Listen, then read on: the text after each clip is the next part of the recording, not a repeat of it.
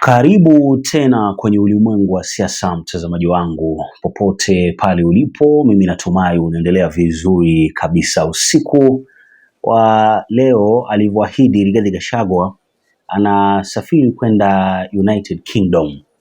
Unajua safari hii hapa ya Wantami ina mambo mengi sana. Unafukuza kasongo lakini at the same time unaangalia nyumba yako, na Rigathi sasa hivi ana nyumba ambayo inaitwa DCP. Amepambana sana Mlima Kenya, amepambana sana sehemu zingine huko nje ya Mlima Kenya, and sasa hivi ni muda wa kusafiri kutoka nje kwenda interact na Wakenya ambao wanaishi nje, kupiga nao story, kupata maoni yao, kuwasihi wajiunge na chama cha DCP. And naweza nikasema Rigathi Gachagua amejituma sana, amesukuma sana kiukweli. And wacha tusubiri tuone matokeo yatakuwaje. Kama kawaida yake akipataga nafasi waga anazungumza, so tunasubiri kuona hizo speeches zake na watu ambao atakuwa anakutana nao. Tunasubiri kuona namna ambavyo atakuwa anakaribishwa. Kuna vitu vingi sana vya kufuatilia kwenye safari hii hapa ya United Kingdom. Sasa kuna mengi ambayo yalitokea kwenye uwanja wa ndege wa Jomo Kenyatta, ambapo alikuwa amepelekwa na mke wake, lakini pia vile vile na umati wa watu ambao nahisi ni wanachama cha DCP, kwa sababu kuna sura ambazo tunaziona mara nyingi kando ya Rigathi Gachagua. Kwa hiyo mimi sina mengi sana ya kuzungumza, kwa sababu pia Rigathi wakati alifika airport pale, nadhani hata vyombo vya habari vilikuwa vishaambiwa kwamba Rigathi anakuja. So mambo yakawa mengi sana, yeye mwenyewe akawa anazungumza vitu vingi sana. Kumbuka sasa hivi mafuta imepanda bei na nini, so akawa na mambo mengi ya kusimulia pale. Vyombo vya habari vilikuwa vimefika vingi sana, so akaongea mambo mengi and mambo yakawa ndo hivyo. Mtazamaji wangu, sitaki nizungumze sana, acha nikupe nafasi uangalie video toka mwanzo mwisho, alafu ukimaliza make sure na subscribe kwa ajili ya kuendelea kupata taarifa nyingi na mpya kila wakati, kwa sababu mengi bado yanafuata. Bye bye.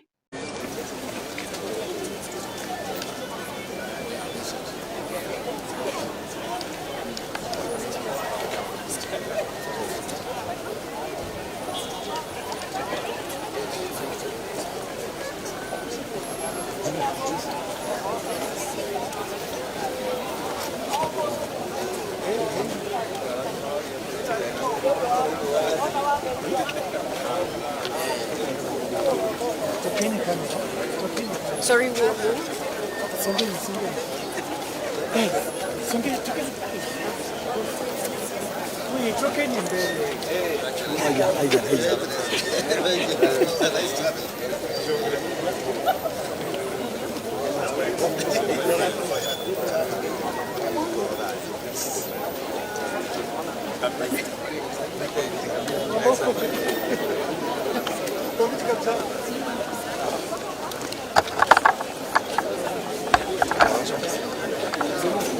Lari, liaje?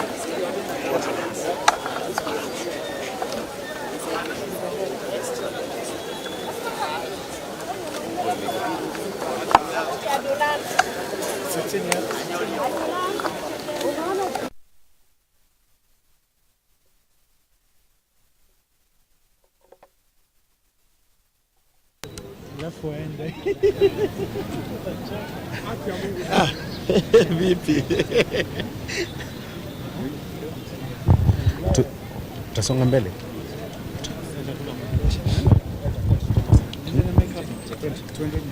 Songa mbele.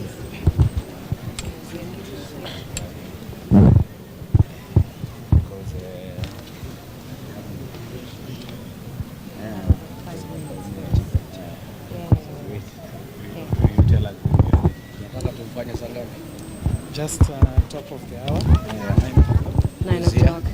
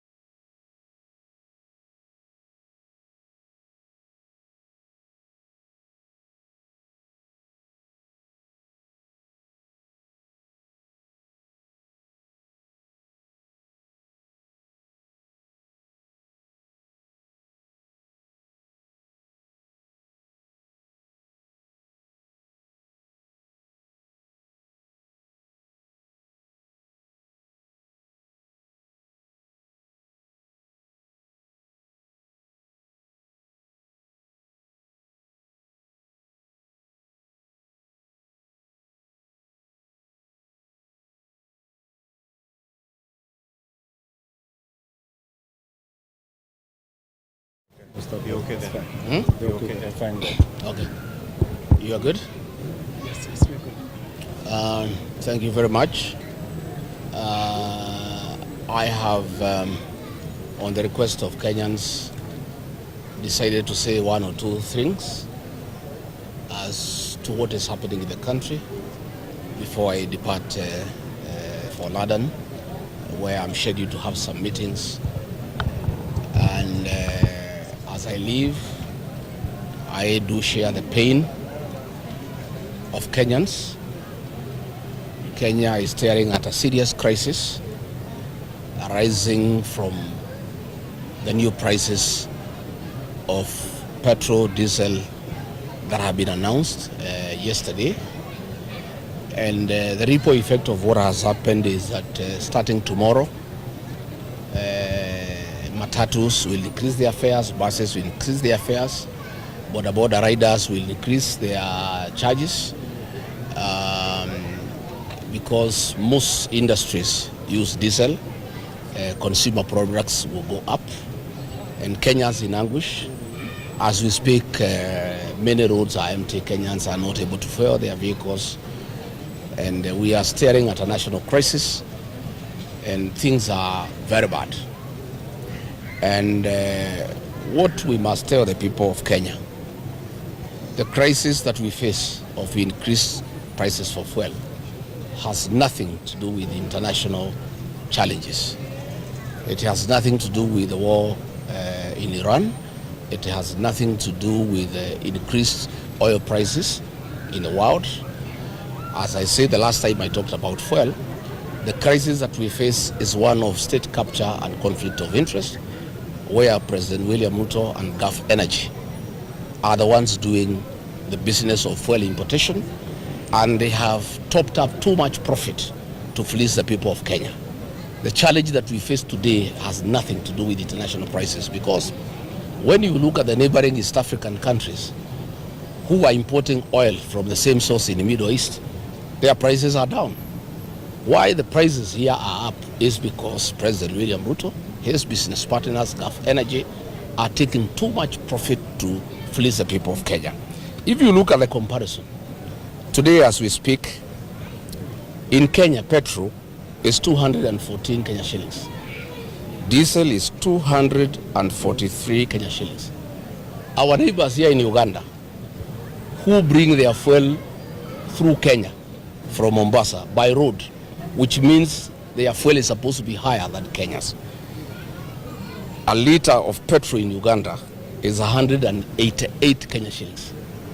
A liter of diesel in Uganda is 181 Kenya shillings. If you look at Rwanda, a liter of petrol in Rwanda is 175 Kenya shillings.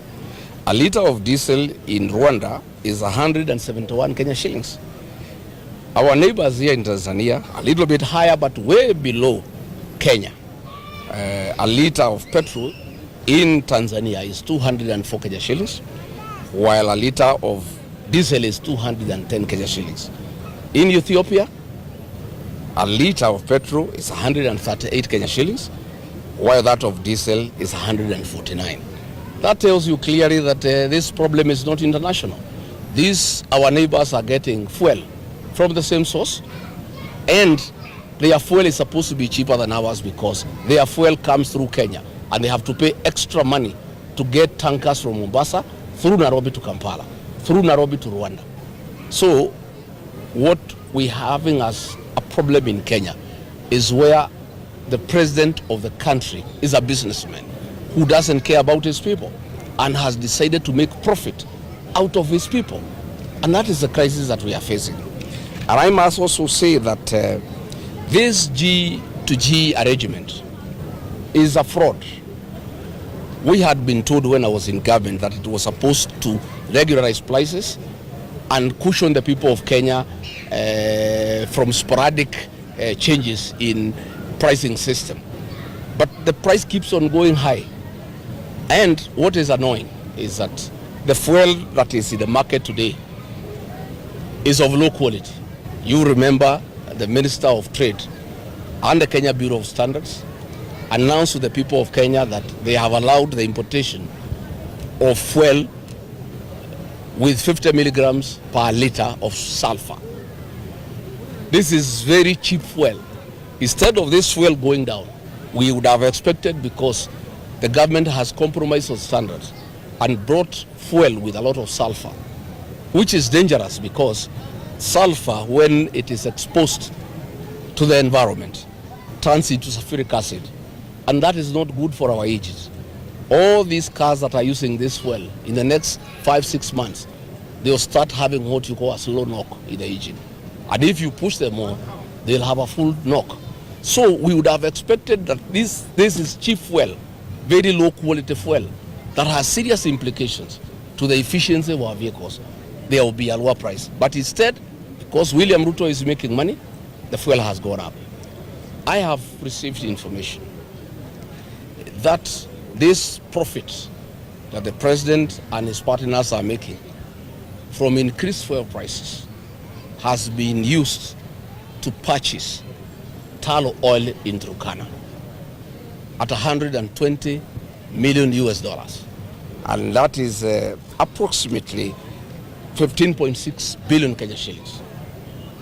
That is why they are in a haste to buy, to increase prices, to make more profit, to be able to buy tallow oil that is in Turkana. And we have also been told, and we have confirmed, that Gulf Energy have created a fake debt with the owners, with the previous owners, who were forced to sell tallow oil to William Ruto and his partners. They were literally forced out of the country. They created a fake debt of $2.5 billion US. And the arrangement is that once this fuel goes to the market, 1 barrel of oil from Turkana will go for $100. And $85 out of that $100 will go towards paying this fake debt. We are left with $15. Those $15, the national government will take 60%, the county government of Turkana will take 40%. There is nothing for the community. There is nothing for the Turkana people. I am tonight urging the people of Turkana to say no. The way the people of Ilkoromani in Kakamega refused their gold to be extracted without their consent, without them gaining, without them being stakeholders. The people of Turkana cannot allow William Ruto and Gulf Energy to take their oil and give them nothing. This oil they were given free by God to help them improve their lives. This oil in Turkana is sufficient. The proceeds from that oil is sufficient to transform lives, to build schools, to build roads, to connect electricity, to get water for domestic purposes, water for animals, and water for irrigation. In fact, the proceeds from this oil can change Turkana to be like Dubai, which would be a high area of food production using technology and other modern farming techniques that will be funded from the money from this oil. The people of Turkana cannot allow William Ruto and Gulf Energy to rob them, to steal their God-given natural resource, oil, and leave them with nothing. That is something that they must be able to do. So as I depart, I have discussed with my colleagues, and we are saying this situation cannot be allowed to happen. Fred Matiang'i and Kalonzo Musyoka were away in Kisii for a funeral. Eugene Wamalwa was away in Kakamega for a petition because of Malava by-election. And since I'm leaving, we could not be able to have a meeting.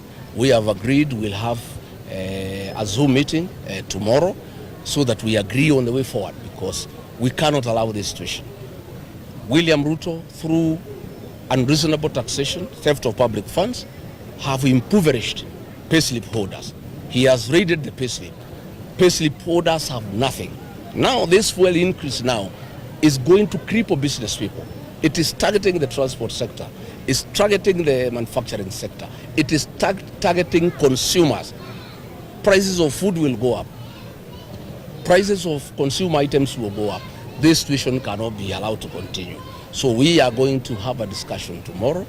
And because of the crisis that we have, because of the pressure that I have received from the people of Kenya, I was supposed to go for 1 month in the United Kingdom for a series of activities, but I have no other way, I have to cut short. I will not be long. I will take 5 to 6 days. I must come back because we cannot leave the country when the people of Kenya are in trouble, when the people of Kenya are struggling, when people of Kenya cannot move, when prices of fare is going to be hiked. I must be able to come and do what I need to do. It's my civic duty to be able to fight for the people of Kenya. Much as I would have wanted to go to the UK to market my party, the DCP, to be able to have party activities and other things that I had lined up, I'll only be able to go for a week, and then I'll have to come back so that I join my colleagues, so that we consult the people of Kenya and we decide what to do.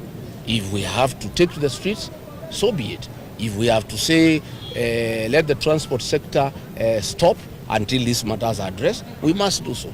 And we told William Ruto, remove VAT to 0. He has refused. We told him, take away 7 shillings of the fuel levy that you loaded, that you are using to borrow money. He has refused. We have asked him to surrender the profit he is making from the G2G arrangement, and he has refused. So where we have reached, we simply have to force him. It has reached a point that we are talking to a stone. The more we talk to him, the more is his appetite for public funds. The more is his appetite to fleece the people of Kenya. We have never seen, since the history of independence, a president competing with the Kenyans who do business. This is a president who has taken over all sectors: insurance, banking, hospitality, banking, matatu industry, fuel. He is in every business, and businessmen are suffering because he has a very serious advantage, because he is in charge of policy, and he is making policies that are giving him an advantage to compete with the other people of Kenya. So this is very sad, and that is what I wanted to say. And finally, we want to take this opportunity on behalf of the people of Kenya, apologize to the delegates who came to the France-Africa Summit because of the humiliation and the mistreatment they found at KICC, where very, very serious people, like the CEO of Total, was humiliated and embarrassed. You know, a CEO having a company that has 3, 4, 5 times Kenya's GDP was embarrassed at KICC. And government had not been any arrangements. There is no protocol, there is nothing. So our country is embarrassed internationally. And you know what is happening, why we have a big problem with the protocol.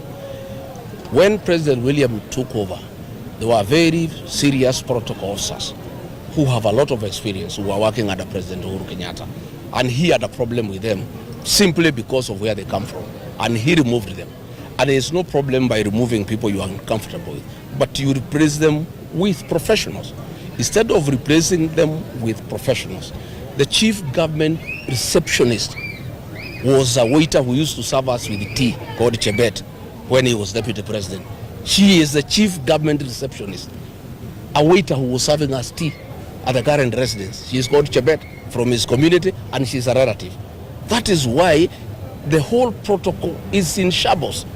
We are so embarrassed as a country. How do you get a tea girl and tell her she's the chief government receptionist to be in charge of protocol for the government? That is the crisis that we face as a country, and we are very embarrassed. So we like to ask the CEO of Total, please accept our apologies as a country. The people of Kenya have, did not intend to embarrass you, to humiliate you. It's simply that we have a dysfunctional government that has brought relatives and tribesmen to be in charge of dockets where they have no capacity. That is the crisis that we face as a country. Thank you very much. And just one more question, Party Leader. The last time, the first fuel hike, I remember at SKM Center, the United Opposition gave a 7-year ultimatum, and then it was followed up by a consultative meeting. But Kenyans were in high spirits that the United Opposition will take a very firm stand. Yes. A section of Kenyans took to the streets, and some of them complained that they were abandoned by the United Opposition, which called the protests. What will happen this time? Thank you very much. First, we did not call Kenyans to go to the street. Those who went to the streets went on their own volition. And we are a responsible alternative government. We don't want to do going to the streets the way Raila used to do. The late Right Honorable Raila Odinga would call protests. 2-3 days, he would sit down with the government, and they are called off, and he is absorbed into government. And life goes on. We are very conscious that we don't want to call people to the streets in futility. What we want and what we are planning is that when we call people to the streets, there must be fruits. There must be fruitation. When we go to the streets, we will not come back until the demands are met. And we did agree as a United Alternative Government that it was not just about fuel. We have so many other issues. The dignity of the person, the unavoidable housing, the use of pension funds to build roads, the extrajudicial killing, the abductions, voter bribery, the issue of IBC. So we did agree that we want to harness all the issues that are a concern to the people of Kenya, so that when we call for mass action, it will not be done in a day or two and then we go back. It will be done for a week, for 2 weeks, for 3 weeks, for 4 weeks, for as long as it takes until the demands are met. We were also persuaded that we needed also to engage with the other stakeholders, the agencies and the civil society. And the agencies were telling us, if we could wait a little bit, we harmonize the mass action to coincide with the anniversary of the agency on the June 25th. And from the way I can see, unless things really get out of hand, I think that is the best route to take, so that we harmonize all the issues that Kenyans have a problem with. We get all the stakeholders, the agencies included, who are actually very effective and with a proven track record of succeeding in terms of mass action, and we get the alternative government, the agencies, and all Kenyans of goodwill together. But in view of what has happened, in view of the hardships Kenyans are facing out of these fuel hikes, I think when we have a Zoom meeting tomorrow, we may have to review that position, and then we inform the people of Kenya. But we did not want to take the people of Kenya to the streets the way it has been done before. People are killed, people are maimed, property is destroyed, then we go and sit with Ruto and negotiate for positions in government. I think people have been very unfair to the people of Kenya. I don't think I can ever be party to such a kind of an arrangement where we take people to the streets so that we can ask the government to absorb us in government. We are not interested. When we do call for mass action, it must have an end game. Where does it end? It must end where the government gives in to the demands that we're gonna lay before it on behalf of the people of Kenya. Thank you. Asante sana. Thank you. Two quick questions. The first one, I'm Stanley Nyarigita, TV47. The first one, in a previous speech, you said that you should UK meeting partners as well as friends just to mobilize for the party. Can you tell us who you might be and who you're going to be meeting? The second one. But if I announce it here, my opponents will know, and then they'll start circumventing what I'm trying to do. You can't tell people who you are partners, who are your friends. That I can't. Okay. The second one, following the recent by-elections on DCP's results, what is your take? Well, DCP is a party of the moment, a party of the future. We raided Ruto's perceived bedroom, the keepsake nation. I saw the senator of Nandi saying we cannot even get 10-15%. We were there. We gave William Ruto a run for his money. His perceived stronghold, DCP landed there authoritatively and caused a storm. Our candidate got nearly 11,000 votes. That is no mean feat. This is a new party. It's 1 year old today. UDA has been there for 5 years. It's the government in power. And you can see the party of UDA is on decline. DCP is on the ascendancy. And I can tell you, arising from that by-election, we have so many people in Kericho, so many people in Bomet, so many people in Nandi, so many people in Baringo, so many people in Uasin Gishu who want now to run. Because they are saying Ruto and his friends will never give them fair chance in UDA, and they want to remove them from office. So they have also realized that DCP cannot be bought. DCP cannot be intimidated. It's really the party you want to bank on, because once the DCP gives you a ticket, William Ruto cannot intimidate DCP. Even that election Actually, we had won. What happened, and it's okay. Millions of shillings was released the night before in 2 wards, one called Ikiring, one called Magodo, where our candidates were very strong. Door to door, 5,000 per voter. And people having problems, a few of them shifted. We lost almost 7,000 votes from that voter bribery. But the beauty of it is, you can bribe people in a by-election. You cannot bribe people in a general election.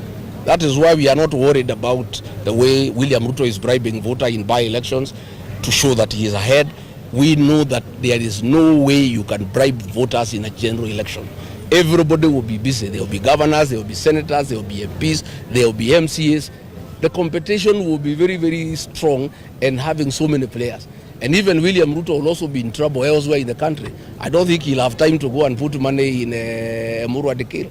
So we think we have done very well. I want to thank the people of Emurua Dikir. I want to really commend our candidate, Vincent Rotich, and the women campaigners who are campaigning at night. I really admire those women.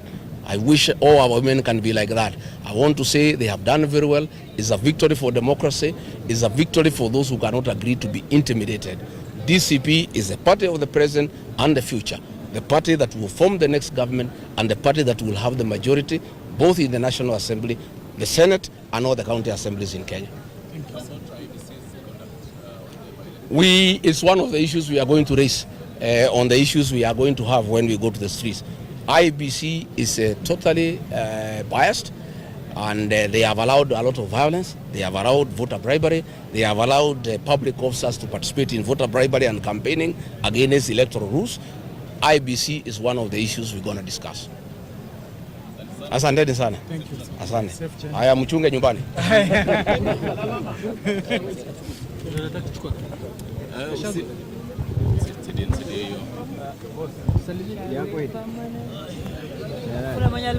Kuna mtu alinipatia akapotea. Nitaenda na mic bwana. Ndio mzee.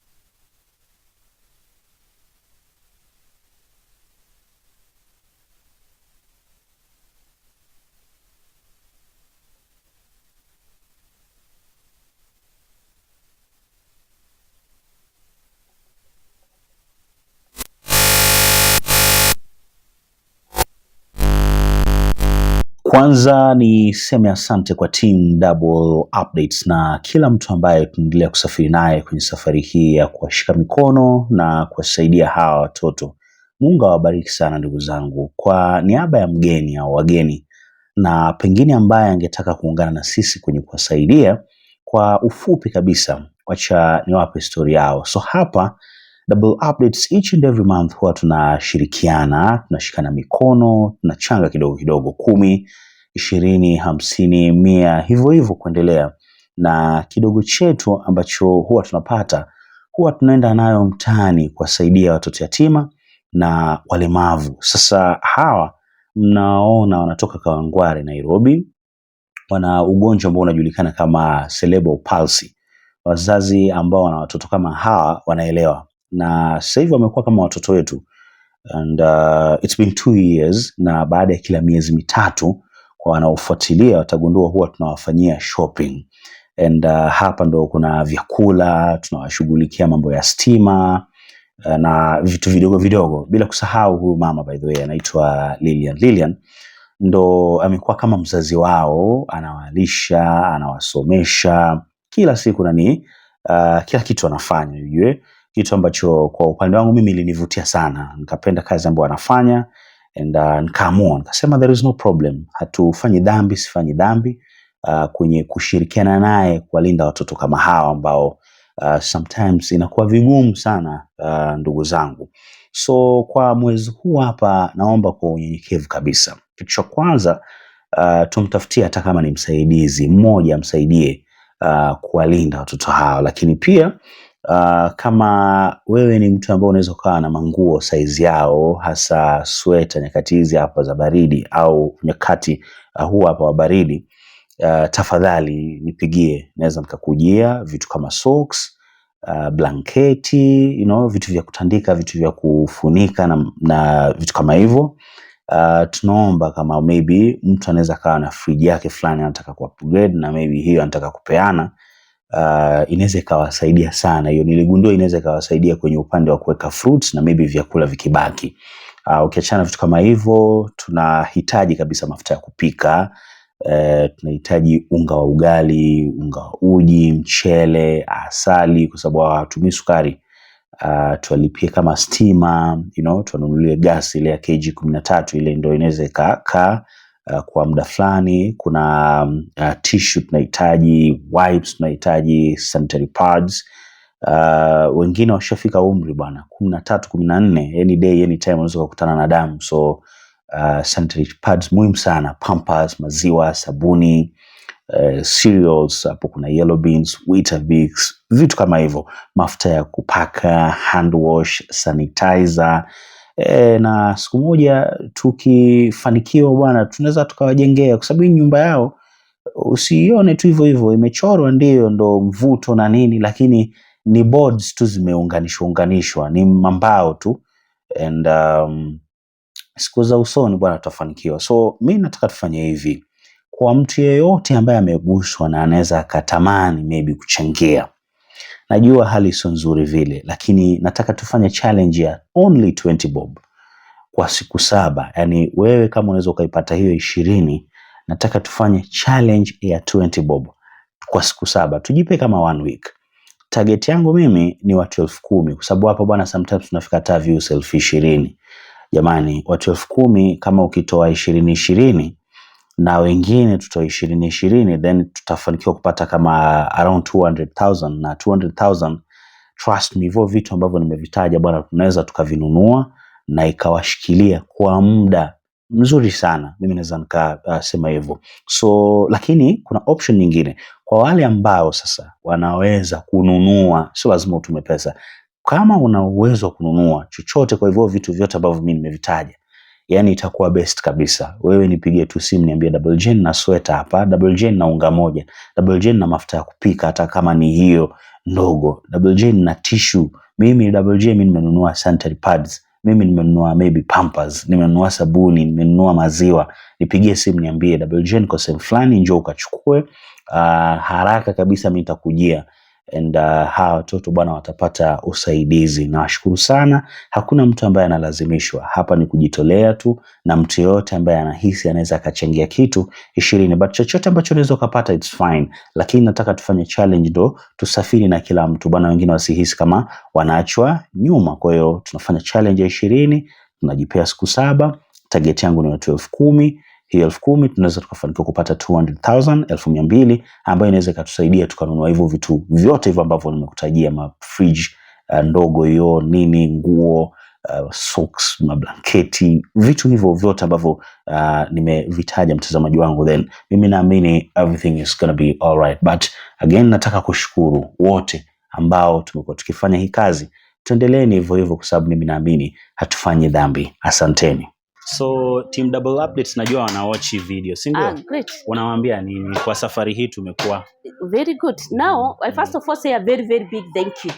Because for where we are today, when you are here in December, Yes. you give us a lot to take home and for the upkeep of these children. Yes. In December, we had a break of 2 weeks and we were able to feed the children with a package of food through Brian, Yes. whereby those 2 weeks they stayed at home, they didn't struggle. Because mtoto hajui kama uchumi ni baya. Mtoto anajua tu apate the basic needs. So from December here we have been a very good smooth time. We didn't struggle with food, but now our store is empty.